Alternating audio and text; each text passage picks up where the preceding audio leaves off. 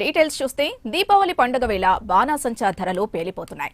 GST తగ్గించినా ఏమాత్రం బాణాసంచా ధరలు తగ్గలేదు. గతేడాదితో పోలిస్తే ఈ ఏడాది మరింతగా క్రాకర్స్ రేట్లు పెరిగాయి. ధరలు మండిపోవడంతో బాణాసంచాని సామాన్య ప్రజలు కొనలేకపోతున్నారు. సాధారణ మధ్యతరగతి కుటుంబాలకు దీపావళి వేడుకలు దూరంగా మారిన పరిస్థితి. పర్మిషన్లకు సైతం అధిక మొత్తంలో వసూలు చేయడంతో వ్యాపారాలు చేయలేకపోతున్నామని వ్యాపారస్తులు చెబుతున్నారు.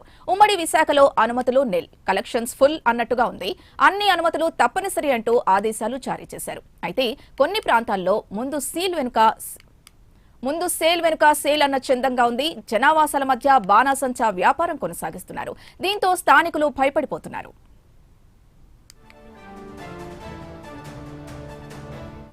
ఇదే అంశానికి సంబంధించి పూర్తి డీటెయిల్స్ మా కరెస్పాండెంట్ చంద్రశేఖర్ అందిస్తారు. చంద్రశేఖర్.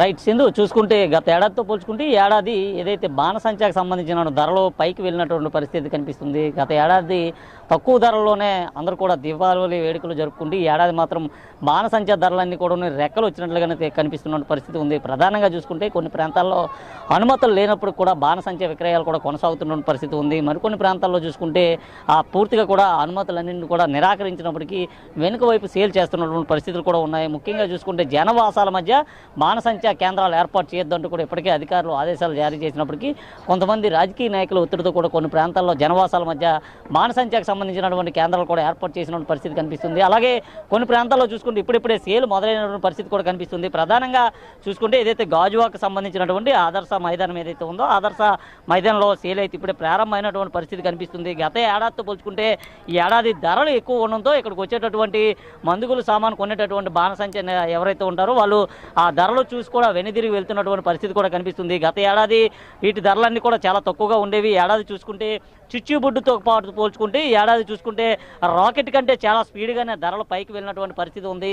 ముఖ్యంగా చూసుకుంటే ఏదైతే జీఎస్టీ తగ్గించినప్పటికీ ఈ ఏడాది మాత్రం ధరలన్నీ కూడా చాలా ఎక్కువగా ఉన్నాయి. ఎందుకంటే అనుమతులకు సంబంధించినటువంటి విషయంలో కూడా పెద్ద ఎత్తున కూడా తీసుకున్నటువంటి నేపథ్యంలో ఈ ధరలు పెంచినట్లుగా తెలుస్తుంది. కొన్ని ప్రాంతాల్లో చూసుకుంటే ఏదైతే అనుమతుల నిరాకరణతో కూడా పూర్తిగా విక్రయాలు కూడా నిలిపివేస్తున్నటువంటి పరిస్థితి ఉంది. ముఖ్యంగా ఏదైతే విశాఖ ప్రాంతానికి సంబంధించి ఇప్పటికే దాదాపు అన్ని ప్రాంతాల్లో కూడా విక్రయాలు అంటే జరుగుతున్న పరిస్థితి కనిపిస్తుంది. కొన్ని ప్రాంతాల్లో చూసుకుంటే అనుమతి లేనటువంటి పరిస్థితులు కూడా ఉన్నాయి. కొన్ని ప్రాంతాల్లో చూసుకుంటే అక్కడ ఉన్నటువంటి అగ్నిమాపక శాఖ అధికారులతో పాటు పోలీస్ డిపార్ట్మెంట్ అధికారులు కూడా ఆ ప్రాంతాలకు రావడం, అలాగే ఏదైతే బాణసంచా విక్రయాలకు సంబంధించినటువంటి ఏదైతే అక్కడ ఉన్నటువంటి అనుమతులు ఏవైతే ఉన్నాయో అనుమతులన్నింటినీ కూడా క్షుణ్ణంగా పరిశీలిస్తున్న పరిస్థితి కనిపిస్తుంది. ముఖ్యంగా చూసుకుంటే ఏదైతే బాణసంచా విక్రయ కేంద్రాలు ఏవైతే ఉంటాయో విక్రయ కేంద్రాలకి ముందు వైపు మాత్రమే పూర్తిగా వాటర్తో కలిగినటువంటి డ్రమ్స్ను ఏర్పాటు చేయడంతో పాటు అలాగే ఆ ఫైర్ ఎగ్జిస్ట్కి సంబంధించినటువంటి ఫైర్ సిలిండర్లు కూడా ఏర్పాటు చేయాలంటే ఇప్పటికే అధికారులు అయితే సూచించినటువంటి పరిస్థితి కనిపిస్తుంది. మనం చూసుకుంటే పూర్తిగా ఆ 2 ఫైర్ సిలిండర్లు కూడా ఏర్పాటు చేయాలంటూ అధికారులు అయితే చెప్పారు. ఈ నేపథ్యంలో ఏదైతే విక్రయదారులు ఎవరైతే ఉన్నారో 2 ఫైర్ సిలిండర్లు కూడా ఏర్పాటు చేసిన పరిస్థితి ఉంది. ఎందుకంటే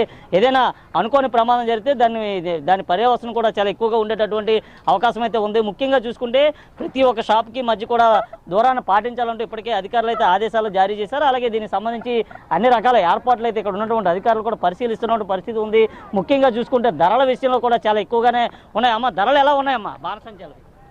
చెప్పండి తల్లి, చెప్పండి సార్, ఎలాగున్నాయి? గత ఏడాదితో పోల్చుకుంది ఏడాది ఏమైనా తీసుకున్న తర్వాత అప్పుడు ఎంత ఉన్నదని తెలుస్తుంది మనకి, చూసుకోవచ్చు. ముఖ్యంగా ధరలన్నీ కూడా చాలా ఆకాశాన్ని అంటేటటువంటి పరిస్థితి కనిపిస్తుంది. ఎందుకంటే గత ఏడాది తక్కువ ధరలు ఉన్నటువంటి నేపథ్యంలో పెద్ద ఎత్తున కూడా ప్రజలంతా చేరుకొని ఏదైతే బాణసంచా విక్రయాలకు సంబంధించినటువంటి క్రయ విక్రయాలు కూడా జరిగేవి.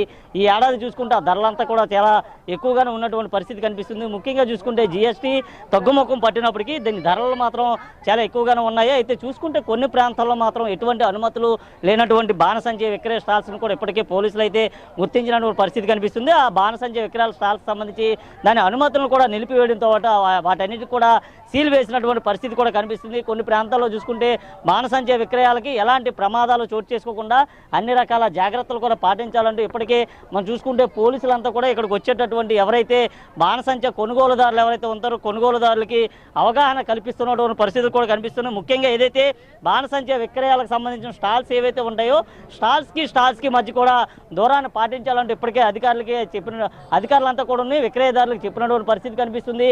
అయితే ఈ ఏడాది ధరలు ధరలు ఎక్కువగా ఉన్నటువంటి నేపథ్యంలో బాణసంచా కొనుగోలు చేసేందుకు కూడా ప్రజలు పెద్దగా ముఖం చాటేస్తున్నటువంటి పరిస్థితి కూడా కనిపిస్తుంది. ఎందుకంటే గత ఏడాది చాలా తక్కువ ధరలోనే ఉండి ఈ ఏడాది చూసుకుంటే వాటి ధరలన్నీ కూడా పైకి వెళ్తున్నటువంటి పరిస్థితి కనిపిస్తుంది. అయితే రాకెట్ బాంబు కంటే చాలా ఎక్కువగానే ధరలు ఉన్నటువంటి పరిస్థితి కనిపిస్తుంది.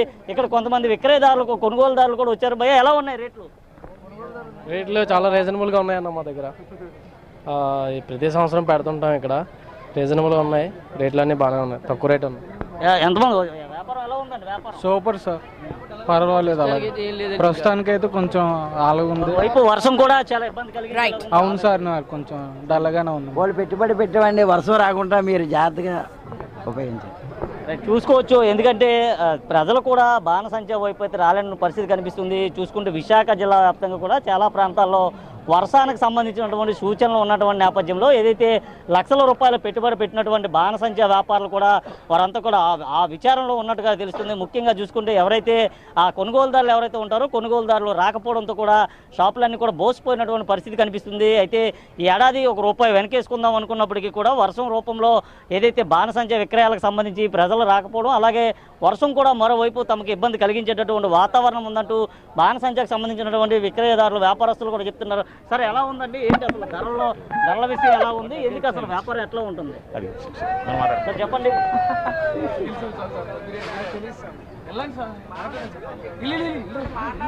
చెప్పండి, ఎలా ఉంది అసలు వ్యాపారం ఈ ఏడాది? వ్యాపారం చాలా తక్కువగా ఉందండి, డల్లగా ఉంది వ్యాపారం. అలాగే వర్షం కూడా మాకు ఇబ్బంది పడుతుంది.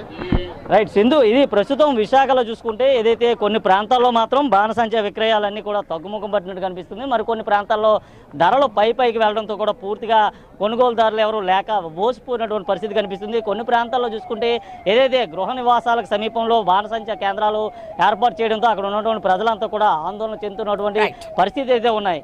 ఇది ప్రస్తుతం ఉన్నటువంటి తాజా పరిస్థితి. Right, thank you Chandrasekhar.